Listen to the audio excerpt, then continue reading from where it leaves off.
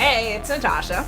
And Khalil. And we are the co-hosts of WokeNFree. Thank you for tuning in to our 88th episode of WokeNFree. If you've been tuning in every week for WokeNFree Wednesday, you know that WokeNFree is all about being real and honest with each other and you. We talk about everything and anything important to us, you, the world, and nothing is off the table. This week, we're talking all about whether fairness exists in marriage. But before we dive deep into that subject, couple of questions to go over. First, have you subscribed to WokeNFree on iTunes, TuneIn, Stitcher, Google Play, YouTube, SoundCloud, iHeartRadio, or even via email? If not, please go to WokeNFree.com and subscribe away. Next, have you shared an episode with friends and family?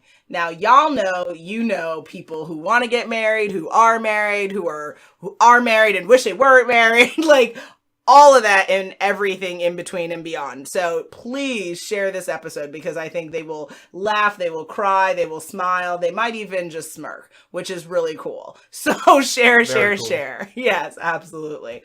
Have you talked to us on social media? If you have breaking news, if you have episode ideas, if you have collaboration ideas, always feel free to reach out to us on Facebook, Instagram, Twitter, and even YouTube at WokeNFree.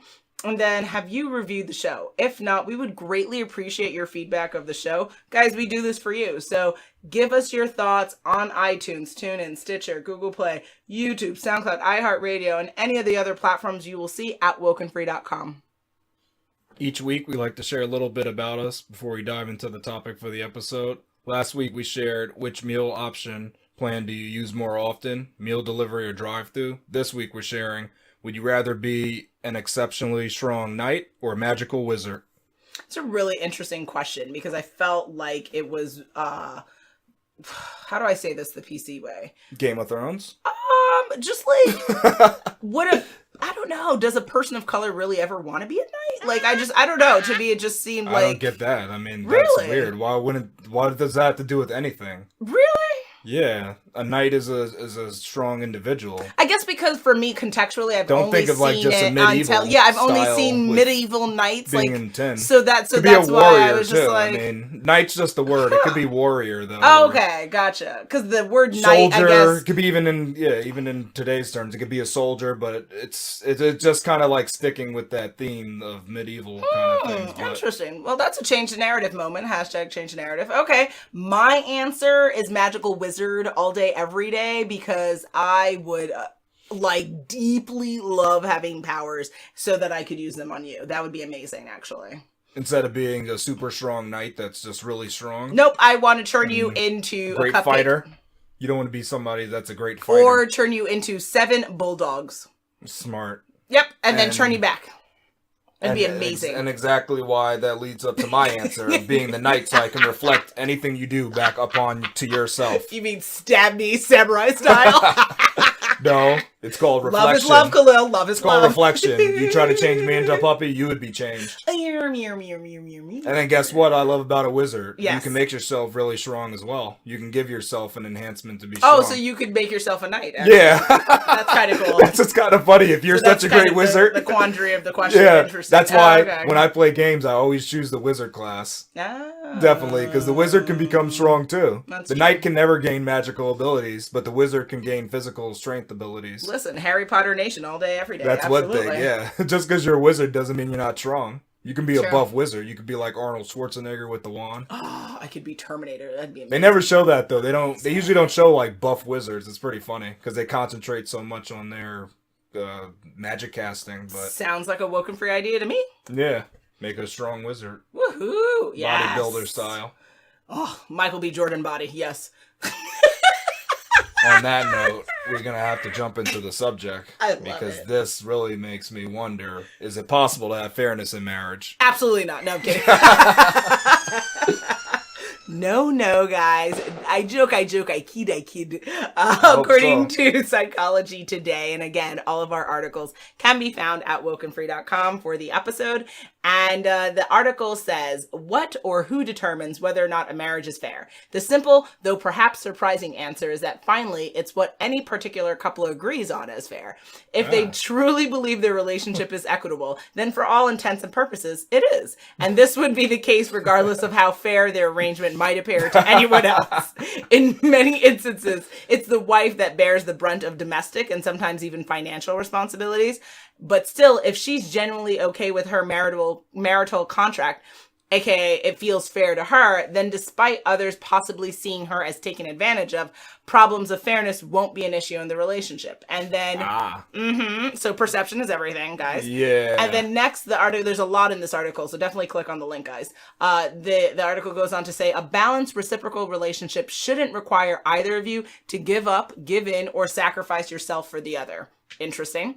Yet at the same time, a mutually fulfilling relationship does depend on the recognition that both of you probably have needs never sufficiently attended to in childhood. Being able to explicitly talk about this and as calm, rational, and concerned adults maximizes the chance that the two of you will eventually find some equitable way to give to each other what was missing from your much earlier intimate relationship. And if so, you'll come to see both of your needs as equally worthy and valid. So ultimately, I think the answer is yes, but it's a subjective answer, not an objective answer. And I think that the inequities exist pretty much as kind of hinted in the article based on what the parties in the relationship create for what are the inequities, right? So you, for instance, in our relationship, you take out the trash. That is not a fair assignment because I don't equally share in that assignment, nor will I ever. I'd rather die 1,000 deaths than to take out the trash. But the horror. Yes, the horror. But we have set the terms for that. Same thing. I declare war on laundry. Thank you very much for doing my laundry. I'm not doing it. That is not fair to you, but you've agreed to accept the terms of our marital contract. Yeah. So, it is what it is. What are your thoughts?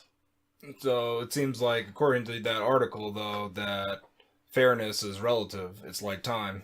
It depends on the observer. It's a construct. Yeah, that's what I got from the article that you just. It's a theory. Referenced. It's a theory. That's what that seemed like.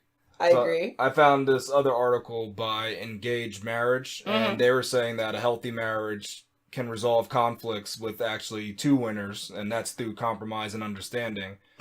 That's such an American thing. Two winners. Yeah, instead of having just one winner and one loser, actually both people win in a healthy marriage. So I think they would agree that fairness can exist in a marriage. Okay. And they feel that it's all about how you resolve conflict. And they say there's 6 ways this can happen. Mm-hmm. They say to resolve conflicts and have both parties happy, you must face each other during the discussion. Like warriors. So, look each other in the eyes. Don't look at the sky. Okay. I mean, that's not easy because people want to look at different things. They don't want to just stare into each other's eyes because other things might happen because of it. So the next thing you gotta do is ignore distractions. What if you stare into a spouse's eyes for too long? Other things gonna happen. Are you talking about erections? What? Not expecting that. What are you saying? What are you saying, Khalil? What are you saying? I'm talking about spouses looking into each other's eyes. What happens if they look into their eyes too long? What are you? Does someone explode? Well, I didn't want to bring it up, but have you seen Constantine? Yes. All right. So, did you know that there could exist other worlds? So you're saying a demon will come about? No, I don't know what would happen, but what if? All I'm saying is what if? What if something happened? I don't know if you're joking or if you've been smoking. Khalil, that's what I have to say on that. I have to leave that very open-ended. It's open for interpretation. You were talking about erections. Continue. That's weird. I mean, you're talking about such a specific thing that I don't even know. Like, I didn't think you would come up with that. WokeNFree Nation, guys. What is he referring to? They can guess what that is, because that's nuts to me. Now, the second thing is you have to ignore distractions. So, like your cell phone? No, like people bringing up erections. That's a distraction from the real conflict at home. See how you did that? What is the conflict we're addressing right now, Khalil? The conflict about discussing how to resolve conflicts. Because you're thinking about looking into eyes can mean erection, but that's actually a distraction. I thought that's what you meant. Like you're going to be, it's like an ooh la la moment. Like a ooh la la. Not an erection moment. That's definitely not what, I mean, but it's open to interpretation. So that was your interpretation. Yes. I feel it's a distraction, but that's your interpretation. Husband. That's what it is. Now, this one's interesting. I mean, I guess it's because you got to think about what you say, but they say guard your tongue. Not applicable to me. Yep. Yeah, because I know you're not doing that. Hell's to the no. I'd rather die 1,000 deaths. Yep. Oh, only 1,000. That's Yep. not bad. Mm-hmm. All right, well, I mean, Over and over that's and your over number. again. Yep. But only 1,000, though. 1,000 deaths. All right, no more, no less. All right, if you say so. Hold the history. I think that could be good. Bringing up the past. Because it's like bring up the past and say, remember when you did this, remember that, remember. You try to bring up all these old situations. That's a race to the bottom. And then what the other person said, I thought you forgave me over that. Oh, and then it's like, whatever. And then they can start bringing up history. You start clapping. You gotta be careful with that. Twisting your neck. Don't bring up all this take past the gold events. earrings out, everything. Yep. Don't bring up past events. That's what they're saying about the conflicts. Indeed. Now, you're not going to like this one, but it's really good. But they said you should touch each other during the conversation. So I didn't put this there. This is what they said. I bet they did. See how that interesting that is? And this was from the EngageMarriage.com. Yeah, They're sexual maniacs. They know how marriages are supposed to work. They're the arbiters. Not everyone is interested in physical intimacy when they're angry. That's all I will say on that. It's interesting, but the arbiters on marriages said that. Good so for I don't them. know. I don't know. Good for them. I can write something on marriage too. I don't know. Yep. They say to touch because maybe that touch. Because guess what? Because that's another way to speak to each other is through the touch and the energy. You believe in the secret energy. And I believe in sharing words love from energy. your mouth. All right, but this is what they say. Touch. Good for them. And then the last thing is stay in there. It's kind of like a boxing fight. When you get hit with one punch, don't stay down for the count. I don't know what that means, but this is sexually implicit to me. This is a sexual implicit. Stay in that conversation because if you're not in it to win it, you're going down. I don't know what that means, but that's what they recommended. I understood the other points. I still don't see how there's two winners out of all that nonsense, but okay. If you as long as you touch, there can be two winners. That's a good thing. Okay, I love how you're harping on one of the factors. Get a grip. This is what they came up with. I don't know.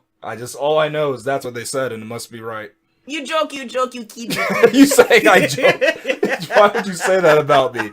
I'm telling you what has to happen. I'm trying to give people tips for life. Some laundry. We need laundry done.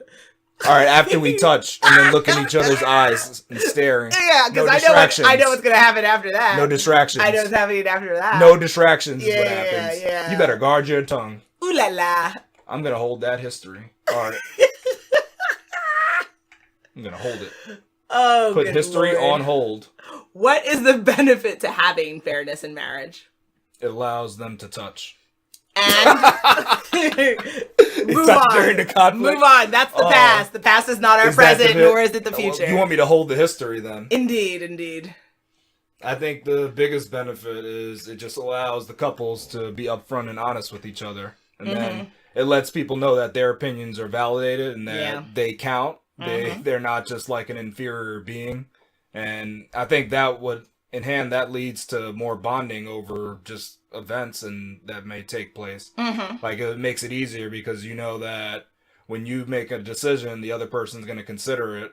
And it makes experiences much better. Like if you go to the movies or something and know that somebody always wants to get the popcorn, but you're trying to save some money. So this time you say, I won't get the popcorn, I'll get the slushie or something. Something like that. But then you're like, I didn't really want to get it. I wanted the popcorn. But you know what? I'm glad the other person likes the slushie. And now we can enjoy this experience more watching the movie. So it could be little things like that, but I think it does lead to situations where events can be more enjoyable, and not just for one person, but for both. Absolutely. So I completely concur. I think by consciously attempting to have more equity and fairness in your relationship, you probably will less likely to feel resentment, feel frustration, feel like you need to act out against your partner as if your partner is against you instead of with you on things or in life. Also less likely to feel used or abused, feel suffocated, like your relationship is overpowering you in what you want in your life and your wishes. Also less likely to make you feel like you need to escape. I think of that movie with, what's her name? She has the red hair. But either way, she was like married to this people know this Sleeping with the Enemy. There we go, that movie where she is I'm like blanking on her name. She was also in Steel Magnolias. I don't know why I'm forgetting her name. I love her though, but Close? Nope. Oh man. Definitely not. I'm just making up some guesses. Oh good Lord, yeah, that's a different white woman. What? Get it together. Come on. Get it together. I don't know who you're talking about, so I'm just taking some good guesses. Sandra Bullock, right? Like, just anyone. Just like, okay, no. Kate Winslet? No. OMG. We're just naming people, right? That naming white women specifically that are in movies. Yeah, I don't know. Moving on. And also, it might make you less likely to even question why you're in the relationships. You know, I don't know if anyone saw the Tyler Perry movies, Why Did I Get Married? But I think it can be a valid question for people if you're feeling constantly like you're feeding the needs and wishes and well-being of your partner and they are never feeding into you. Things are, it's a two-way street, guys, right? Especially in a marriage, which is a voluntary experience, not mandatory. So if you voluntarily are entering this type of relationship with the legal, financial, and mental costs involved, you know, you really want to make sure this is someone who's with you. This is kind of a ride or die situation. This is not someone that you're in a relationship that's working against you or working to harm you. All right. Well, what are the challenges of having fairness in marriage? It takes work, right? This isn't something that's just inevitable or just happens by happenstance. It takes tremendous work, but it's really good work. It's the work that you want to spend time in talking and doing. It takes a bunch of honesty, which, listen, I mean, we can only speak on the American culture, but our culture is not a proponent of honesty, right? We're kind of lie first and tell the truth when you need to later kind of a society. And that is not the WokeNFree way of living. That is not the Christian way of living. That is not even, a good way of living. But, you know, everyone has to decide where they stand on the, you know, are you a liar or are you not stance of life. And it also means that if you do make this change, #change the narrative, guys, and you attempt to have more equity and fairness in your relationship, in your marriage, that means you might even have to question if you're in the right relationship, because to be fair and to be honest, there are some people who are not willing to make a change, who are not willing to give up power. And then that might not be the relationship for you, or that person might not be the person you need to be married to, which creates a whole other host of questions you need to ask yourself and decisions you need to make. So it opens up a couple of cans of worms. And I think that's probably one of the biggest challenges with trying to have fairness in marriage. But what are your thoughts? I think the hardest part is actually finding like a fair ground and being able to equally compromise when you have a conflict. I think that's the really tough. The actual fairness part, yeah. Yeah, and I don't think it's actually always possible. I think sometimes what happens is that one spouse, they get like one conflict, they may win that conflict, but then the other conflict is in favor of the other spouse, and it kind of just flip-flops back and forth. Sometimes like you win, sometimes I win. It's like, I think sometimes that happens because you can't really find a common ground. Is that, or if it's like 58, 49, like if they kind of add up to the 100. Is that mathematically the marriage is fair? Okay. Because they both are winning and in some way or form, right? Yeah, they win at some point in time. It's not like they're just a loser in the marriage, but it's just that Jesus. What happens is that they can't ever find a conflict. They don't usually find conflicts that are both everybody's happy in the end. That's really hard to do. I think it's not always possible. So sometimes you got to it's like you got to give up the battle, but in this case, there is no winning. No, but there is no winning the war. You just got to give up the battle, and you might win the next battle. It's just like ongoing. It's like the Civil War all over again, right? Yeah. There's no winning, though. That's the difference. On to Fort Lee. Yep. Mm-hmm. I guess so. How can you actually achieve fairness in marriage, then? I think I mentioned some tips about like conflict resolution from that article, which I think is important. And I also think there's a couple of other things to consider, like just bonding with your partner helps. What does that mean for people? So that means just doing activities with your partner, doing something that you hate to do, and you do that with them just because they like it. Jesus, Khalil. That's a good way to bond with them. Like, no, it's like... That you hate to do? Yeah, it's like if you hate camping, but your partner likes to do it, you're going to have to figure out a happy medium. Maybe you go in your backyard and get in a tent, but you hate doing it, but at least your partner likes it, so... Now you're bonding with your partner. What if you're camping naked? You'll like it a bit more than that. See? Yeah, look at that. You can add different little features into it. See how you got to do that? So I guess you're going to be bowling a lot more with me then. Bowling? Yep. Why'd you say that? Because you hate it and I love it. I used to bowl as a child so much. We did that at day camp. And that's so nice. And we're adults now. Exactly. Yeah. Now you see the dilemma we're in. Oh. Quite the dilemma. So we just have to bowl naked then. Oh man, so you want to be arrested? Ooh la la. That's an interesting story to tell. What if it's in our home though? And the friends are over? Okay, good job. I think that's still a weird situation. That's a weird kind of party. That's a weird party that you're trying to throw. Yeah. Very strange there. Okay. Lies and fairy tales, he tells. You're the one who said that. You brought that up. I didn't bring up bowling. I brought up camping in the backyard. Mm-hmm. That's all I brought up. You're now listening to WokeNFree. WokeNFree. WokeNFree. WokeNFree. WokeNFree. A podcast that gets real and honest. And learning their likes and well, that's, I mean, yeah, it's kind of like the bonding, but it's good to actually know what your partner likes, but also what they dislike. True. So it'd be nice to know if your partner doesn't like bowling and they like to snowboard instead. I mean, that's good things to know. That's a wonderful alternative too. It is. They're very similar sports, but one involves it. a ball, one involves a board. Ah. They both begin with B. See that? And they're How both there's a taking relationship? place on the planet Earth, yes. Lovely. Not necessarily. You're bowling in space? Some people like to bowl on Pluto. I don't know. Okay. Some of us have different tastes. What can I I don't know say? if you're joking or if you've been smoking. Really? Yeah. Oh, you think I should snowboard on Pluto? I don't think they have snow there, though.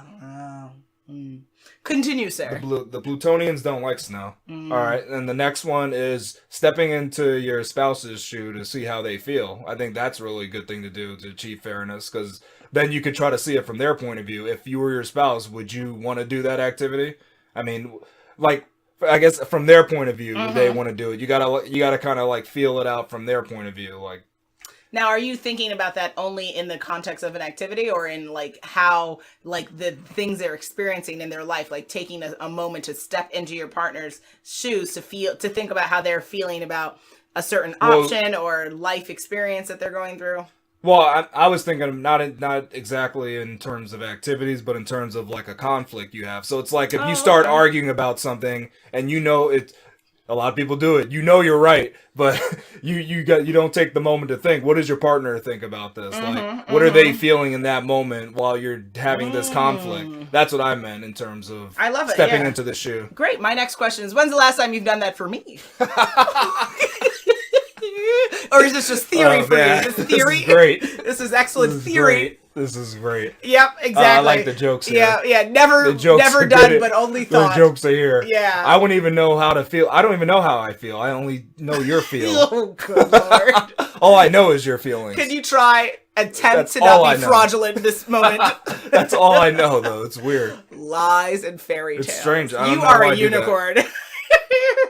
I'm a unicorn? Yes. Unicorns that don't exist. Oh, okay. So you're going to take it there. Yes. Wow. After all I did was have the feelings that you Give feel. an example. Give a concrete example. A concrete example? Yes. All right, let's When's see. the last time you stepped into my shoes and thought about how I would feel about something? Easy. All right, because here goes a good one. Oh, let's hear this. No, yes. this is good because. Okay, cool. All right, so usually we'll go to a restaurant and we'll look at the menu. I'll order my thing. You'll order your thing. Yeah. I'll order something. I'm just taking a guess because I don't know if I want to eat it or not. I'll get it. It might not be as appetizing, and you'll order the ultimate meal. So then, once the meals come, I would usually be upset, and then I just wouldn't say anything. Yeah. But what I learned from the experience is I step into your shoes, and instead of me just ordering the random thing, I order the ultimate meal.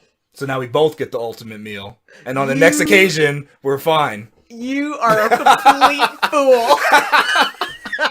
And now we both have ultimate meals, and we don't have to look at each other. Can you stop referring to Red Lobster and what we eat? No, I said ultimate meals. AKA Ultimate Feast and Red Lobster. Now go away. No, but that would be a bad example because I always like that Ultimate Feast. So that's not a good example. I mean, it's about other restaurants. They have different types of meals, and I you know what to think choose. in the past, what I have your shoe. seen is. What I think, I don't know if I would ever use that terminology for you. I would say I consider what you are you have thinking? done is you have tried to entertain other thoughts and opinions of others in the room and have quieted yourself, even though, yes, you initially think you were right, and that's the end of that. You have paused, I would say, more as we've gone on in our 14-plus year relationship and entertained the idea of my thoughts. And even if you didn't necessarily agree with me, you would at least hear me out. And I mean, either way, I was speaking because y'all know how I do, but y'all know what's up. Nobody's gonna shut me down. Nope, not today. There's no need for shutting down. Yes, but I do think I wouldn't, like I said, I don't think you stepped into my shoes per se, but you've entertained my thoughts, and I literally did a mind meld with you where we were thinking on the same zone. That's what I would do in certain conflicts. I can do that. We say the same things during conversation sometimes, but that's because we spend so much time together. That's completely different than what I'm talking about. Where it's like, I'm going to say something and I'm like, nope, my wife is right. That's all that I do. This conversation is going nowhere now. No, but at least we're giving you the examples of success, though.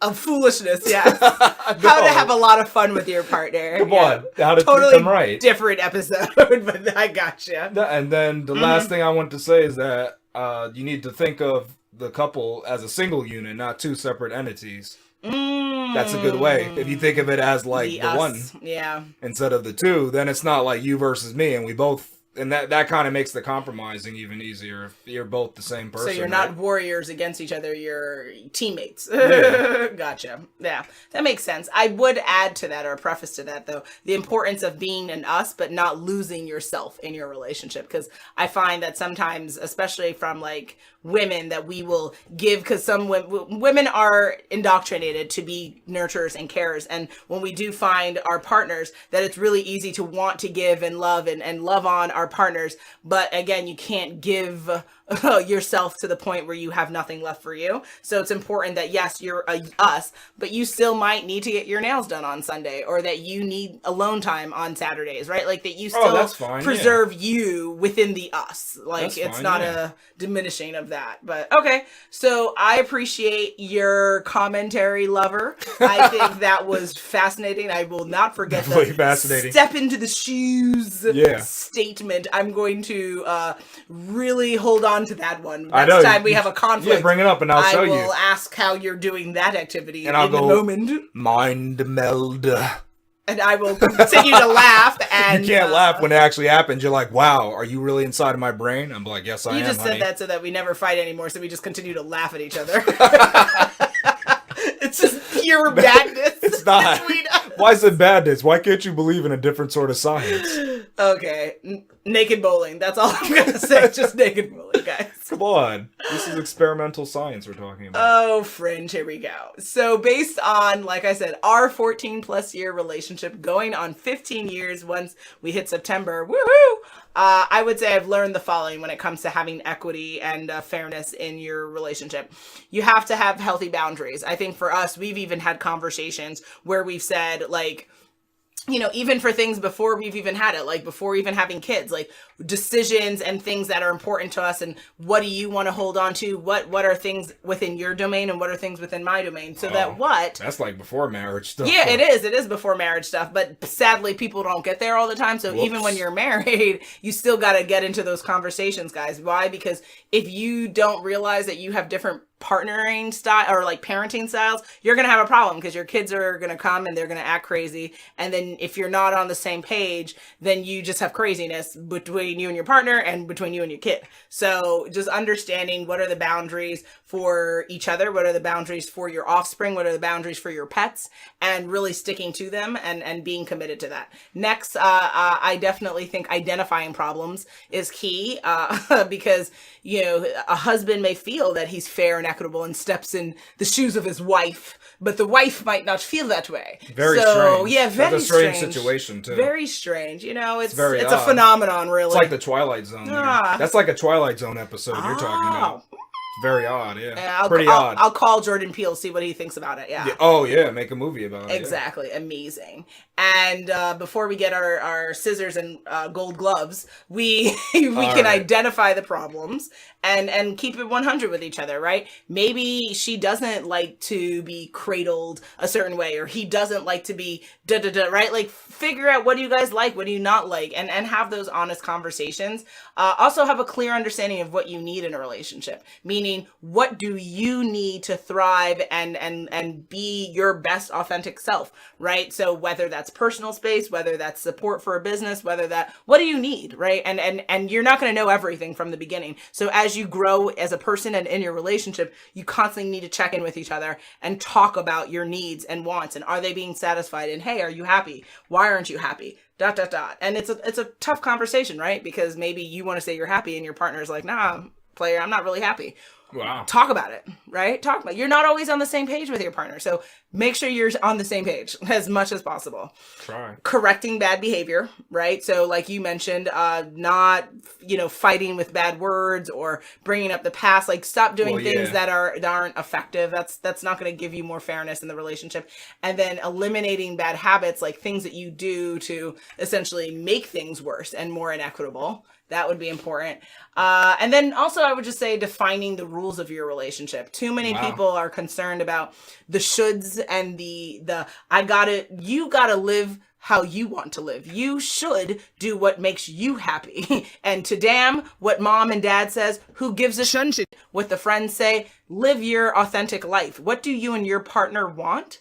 And do that. And again, but are these rules to stop your partner from doing things? I mean, that's what it is. I think these are rules to define your relationship, right? So for some people, monogamy isn't a necessity in their relationship, right? Maybe they have an open marriage, and under societal like kind of norms, that's a little bit out there, right? That's a little bit different. Right. And but if that works for you and your partner, then do that, right? Like live your life. Or can you have a rule that you have to say good morning when your partner wakes up in the morning? F you. Could that be one? Yep. Oh, you have to say that too?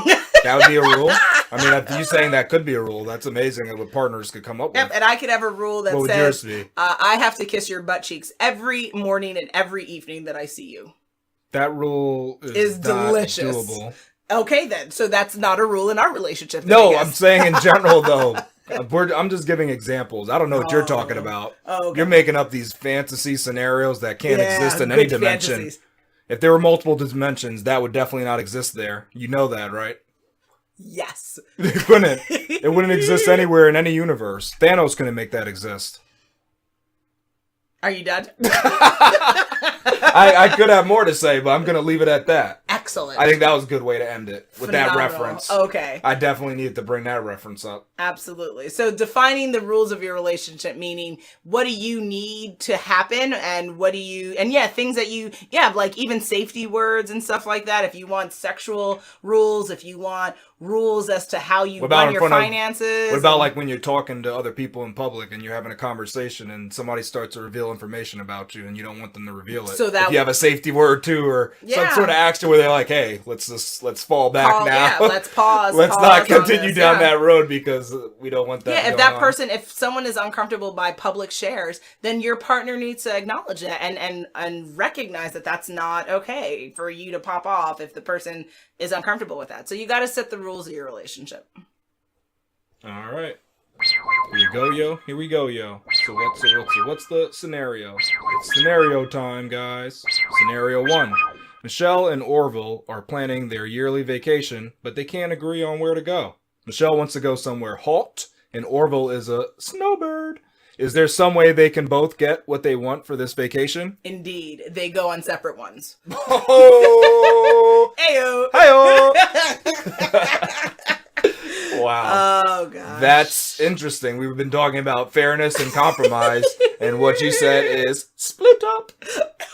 Split up or get up. No. Get up with yourself. First of all, Orville, really? Okay. You know where Orville comes from or no? The popcorn? Yeah. Okay. Orville Redenbacher. Phenomenal.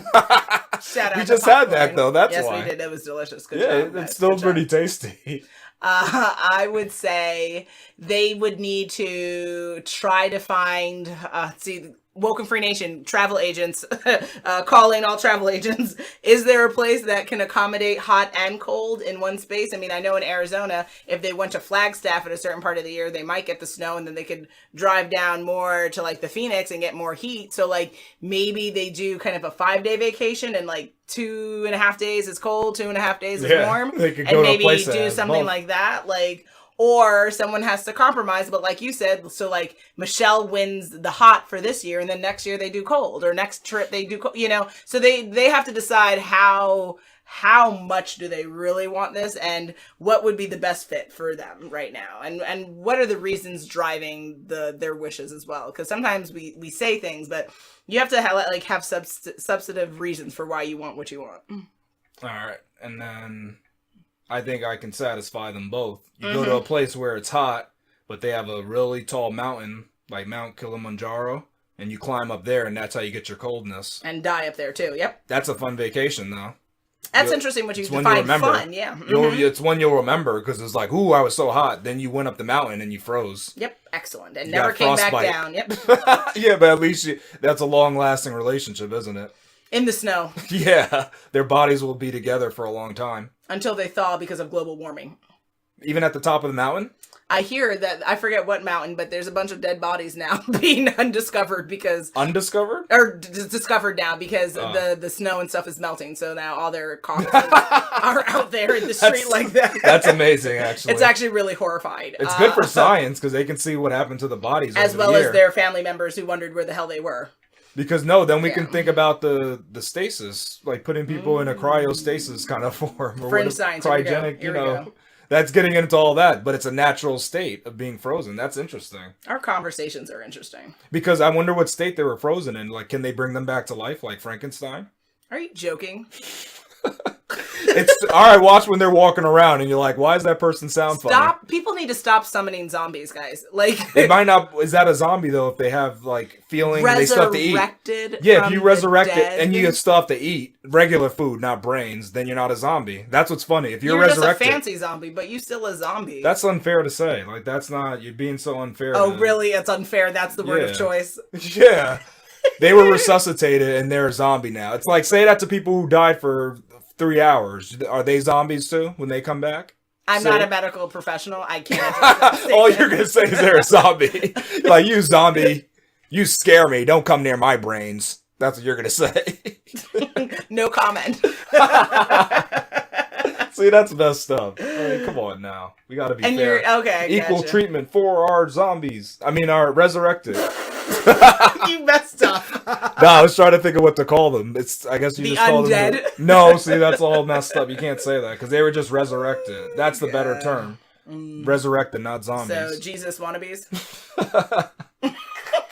Come on, I'm not going to go on to that one. Exactly. That's a whole other conversation. Wee-hee! That's a different one, and it could be discussed, definitely. Was Jesus a zombie? All right, that's a second conversation that you just came up with. I didn't think on that level. I was just thinking it's a little more down to ground, earth thinking. That was amazing. That was like the best statement I said for today. Yeah, the zombie one. But don't be offended, technically, guys, by what you said, yeah. I mean, your definition, you can't be resurrected. You got to be zombified. That's for you, the medical expert. Good Lord.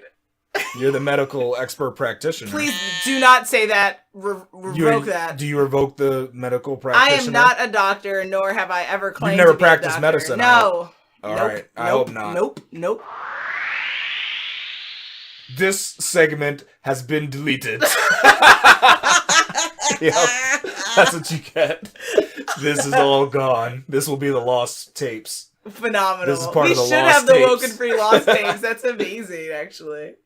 Scenario 2. Crystal feels Richter always has the last word when it comes to decision making. She gives in, though, because he has a master's degree while she is a high school dropout. Is this a fair marriage? What kind of crap are you talking about here? when a doctor, all right, we'll just say it's a doctor, but actually not even a doctor, just somebody with a master's degree. If they get with someone who's a high school dropout and they take more and they make more of the decisions, is that right? Because technically that person with the master's, maybe they have more education, so they're more educated to make a better decision. And the high school dropout is like, they don't really know enough. So it's kind of like an education thing. Like, if you have more education, should you be the decision maker? And should you give the other person chances to make decisions when they're not going to make the best decisions. Gotcha. So See? some of the richest people on this planet don't have college degrees. And so I think talk about fairness and equity. I think it's presumptuous to say that based on your educational attainment, you have more of a right to make decisions in relationship. I think the decision-making power should rest with the person who has the best insight for the decisions being made. And this is a relationship that is voluntary, not a dictatorship, right? Unless she's married to Stalin. Last I checked, she has a right to make joint decisions and or weigh in on topics with Richter. Was that his name? So, okay then. Yeah. So Crystal, if she's not feeling like her voice is being heard, then maybe this isn't the best relationship for her, because floating his little master's degree over her is nonsense. She can get her GED in a hot second and go ahead and go to college and get her doctorate and then say, what's up? So then she gets to make the decisions. Hoo. I think the decision making, again, it shouldn't be based on that. It's not on your educational attainment. It's based on who has the best insight for the decision needed in the moment. Yeah, but good luck deciding who has the best insight there, because both be like, I have the best idea. And maybe they're not married to the right people. Oh, man. If they can't come to a compromise, you think there's more marriage bigger issue at hand? Yeah, marriage involves compromise, right? So if you are like, no, I'm right, and no, I'm right, then you can both be right at the divorce table. Like, how about we're both rightfully not in the right relationship? How about them apples? Like, but guess what this scenario does? Mm-hmm. It brings us right back to square one where you started. Fairness is relative, because I remember you were talking about that in the article. Yeah. One person takes their Richter feels he's specific probably role, very fair, and the other yeah. takes their specific role, and as long as both agree, are they actually in a fairness but that's type what of you marriage? said, That's as pretty long funny. as both agree. So if she feels, you said in the scenario, she feels he always has the last word, and she gives in. Yeah, she's giving in, but it doesn't mean that she's consenting. No, she's not. There's a difference that between it's those. fair. So after a certain point, she's not going to give in anymore, and she's going to find a guy that will listen to her and probably do a lot more than Richter does. So okay then. Richter, yeah, you're gonna have to change up Richter the game. has to slow his little. Can he just change the game up? And he could change his name too while he's at it. Richter is so cool because Richter has a scale named after him. That's what's cool. You're such a science nerd. That's people will get that already. They already knew that, but I just did that just for the people who didn't know. Gotcha. So they'll Including know. Yeah. Oh well, yeah. Now you know then. Mm-hmm. Wow, amazing. Have you lost your mind? You better find it. Find your mind. You learn just different things every day. Thank you, Khalil. You're losing your mind in this episode. Oh no. Yeah. Scenario 3. Hora and Halil decided that depending on the topic, one of them is the sole decision maker. For example, Hora manages all the bills and extra expenditures. Halil makes all the housing decisions when it comes to repairs and remodeling. Is this a fair marriage, or is one of them being treated unequally? Really? These are names. Now you need to be respectful. Can you be We're respectful of what all genders names. are we addressing here? So Hora is a female name, and Halil is a man. Oh, okay. Cool. So now you know at least. Thank you for the education. Yes. Excellent. So in this relationship with H squared, I believe You didn't even try. 8 squared, and I believe that it seems like how this is presented, that they have decided to kind of conquer and divide with the responsibilities and duties that come with being an adult as well as being a married adult. So it seems kind of fair to me, because you don't have to do the same thing to be fair. It's about doing something. And as long as the job gets done, you can divide and conquer. And if you both have consented to it and you enjoy, like, as long as one part of H squared enjoys the bills and the other part of H squared enjoys the housing, then we're cool. And if they don't enjoy it, then they have to have a conversation and switch it up. But if they're cool with it, then happy, congratulations, H squared.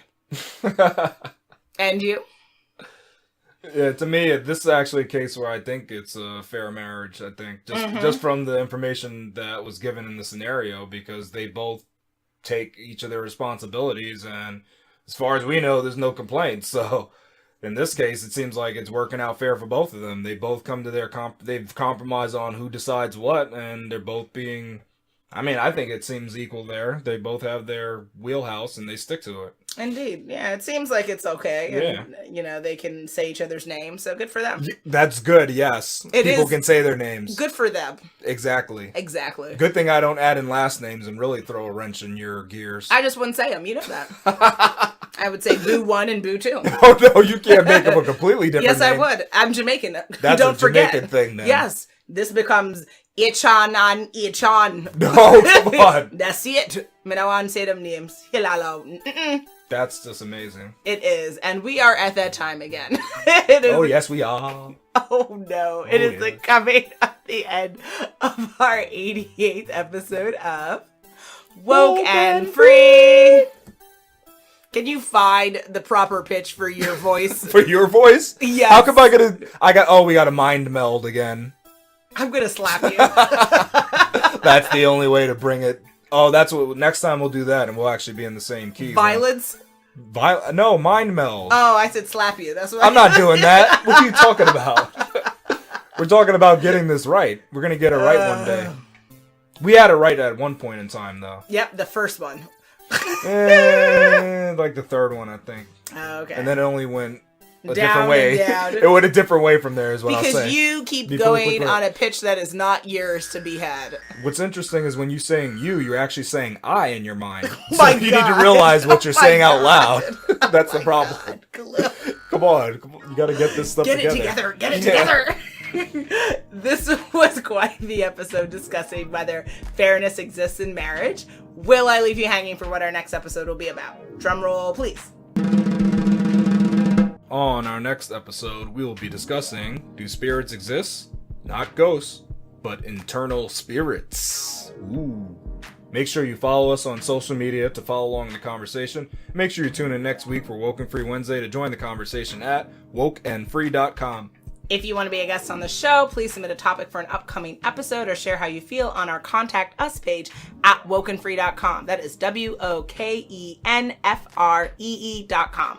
We're very active on social media, so you can always reach us on Facebook, Instagram, Twitter, or even YouTube at Woke and Free. And then if you'd like to sponsor an upcoming episode or talk about a sponsorship deal, you can find us on our Contact Us page at WokenFree.com. If you didn't already subscribe, please do, share the episode, and make sure you come back to join the conversation every Wednesday for Woke and Free Wednesdays. Remember, Woke and Free is more than a podcast, it is a way of life. Till next time. That's fair, guys.